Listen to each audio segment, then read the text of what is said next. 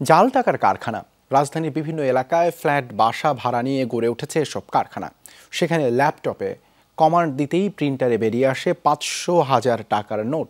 ছাপা হয় ভারতীয় মুদ্রাও, যা চক্রের সদস্যদের মাধ্যমে ছড়িয়ে দেয়া হয় সারা দেশে। ঈদ সামনে রেখে তৎপরতাই চক্রের এমনই এক কারখানায় হানা দিয়েছে গোয়েন্দা পুলিশের দল। আটক করেছে 4 সদস্য সহ বিপুল পরিমাণ জাল নোট। ল্যাপটপে কমান্ড দিতেই প্রিন্টার দিয়ে বেরিয়ে আসছে চকচকে 500 ও 1000 টাকার জাল নোট। শুধু কি তাই, একই প্রিন্টার দিয়ে ছাপা হচ্ছে ভারতীয় রুপিও। রাজধানীর লালবাগে এই 6তলা ভবনের 4 তলায় ছোট্ট একটি ফ্ল্যাট ভাড়া নিয়ে জাল টাকা তৈরির কারখানা গড়ে তুলেছে লিটন নামের একজন। গোয়েন্দা তথ্যের ভিত্তিতে দুপুরে সেখানে অভিযান চালায় ডিবি পুলিশের গুলশান জোনের একটি দল। ভেতরে ঢুকতেই সবার চোখ কপালে ওঠার মতো অবস্থা। রীতিমতো আয়োজন করে চলছে জাল টাকা তৈরির কাজ। আবার সেগুলো কিনতে এসেছে মাঠ পর্যায়ের বিক্রেতারাও। এ সময় হাতে নাতে গ্রেপ্তার করা হয় মূল হোতা লিটন সহ 4 জনকে।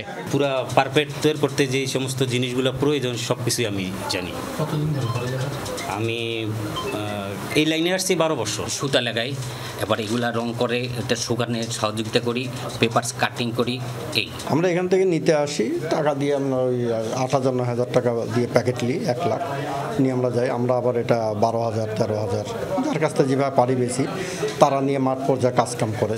গোয়েন্দারা বলছে এই চক্রের মূল হোতা লিটন আগেও জাল টাকা তৈরির দায়ে গ্রেপ্তার হয়ে জেলও খেটেছেন।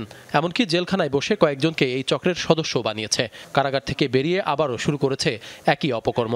এখানে যারা কাজের সাথে জড়িত তারা আগে ছিল কিছু লেম্যান, এখানে যারা আছে সবাই একেবারে প্রফেশনাল লোক, আগেও কাজ করেছে। জেলখানায় ধরা পড়ার পরে তাদের ভিতরে সমঝোতা হয়েছে, সেই লোকগুলো কাজগুলো করে। দেশবাসীকে অনুরোধ করব, নিরাপত্তা সুতা বা অন্যান্য প্রিন্টিংটা কিছু আছে কিনা একটু থুতু দিয়ে হলেও ভিজিয়ে দেখবেন যে উঠে কিনা। দিন দিন নতুন নতুন কৌশল অবলম্বন করছে চক্রটি।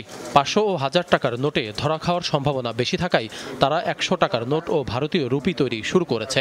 সাধারণ মানুষকে যে প্রতারণা করার জন্য যে তারা যেভাবে জাল নোট তৈরি করছে, এতে তো মানুষ প্রতারিত হচ্ছেই। পাশাপাশি ইন্ডিয়ান যে রুপিগুলি তৈরি করছে, এগুলি তো বর্ডার দিয়ে হয়তো চলেও যেতে পারে। তা আমরা আসলে এগুলো সবগুলি বর্ডার এরা কি উদ্দেশ্যে ইন্ডিয়ান রুপি তৈরি করে এটাও আমরা তাদের কাছে জেনে নিব। পাশাপাশি এই টাকাগুলি তাদের কাস্টমার কারা এটা আমরা শনাক্ত করব। আসামিদের রিমান্ডে জিজ্ঞাসাবাদ করে চক্রের বাকিদেরও গ্রেপ্তার করা হবে বলে জানিয়েছে police. Ashik Mahmud, Jamuna news, Dhaka. Ceylon family ব্লেন্ডের কড়ালিকার আর সতেজ স্বাদের পারফেক্ট ব্লেন্ডে স্বপ্নেরা মিলুক টানা।